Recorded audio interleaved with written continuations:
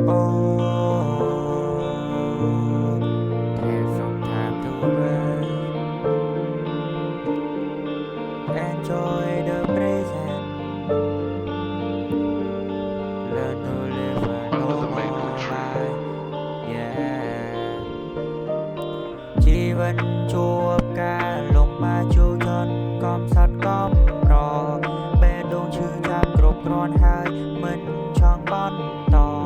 សោកក្បាលកាន់តែដល់សស្កើព្រោះតែគិតមិនអតើខ្ញុំអាចធ្វើអ្វីបានកិនហើយអាចធ្វើអ្វីបាន Nothing to lose អ្វីៗតែប្រែប្រួលតាមពេលវេលា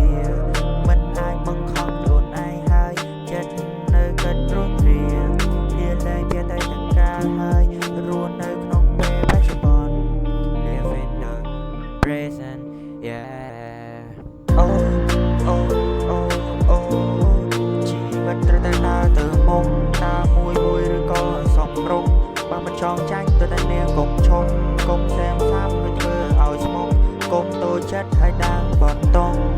អាជីវិតនេះអ្នកមិនអាចដេកគិតហើយចង់បាននៅក្តីសម័យអ្នកត្រូវតែដេកគិតងើបធ្វើឋានជាថ្មីបើសិនជាចង់ចាញ់អ្វីនឹងប្រែមានន័យបើអ្នកងើបខាងអ្វីនឹងប្រែថ្មីកែប្រែកំហុសខ្លួនឯងទៅអ្វីដែលមានតម្លៃឆ្លំអញ្ចឹងមកខ្លួនឯងកុំបន្តអ្នកដទៃកុំបន្តខ្លួនឯងកុំបន្តព្រមលិខិតបើសិនជាចង់ខ្លាំងយើងត្រូវតែតាំងចិត្តបើសិនជាដេកខ្លួនអ្នកដូចកុំដេកគិត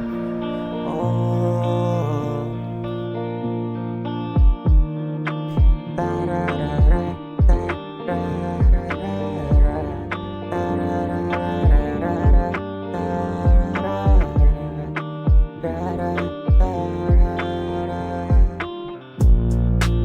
ជួបការលំបាកជួចន់កំសត់កំរបេះដូងឈឺចាប់គ្រប់គ្រាន់ហើយមិនចង់បន្តសោកក្បាលកាន់តែដល់សស្កើព្រោះតែគិតមិនល្អតើខ្ញុំអាចធ្វើអ្វីបានកិនហើយអាចធ្វើអ្វីបាន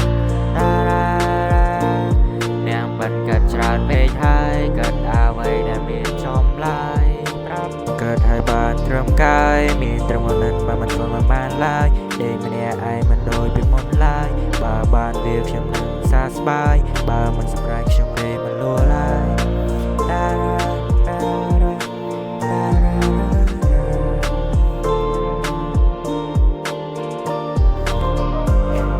បានអ្នកខ្លះ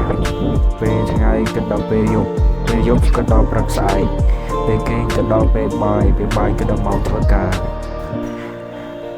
Just enjoy the present more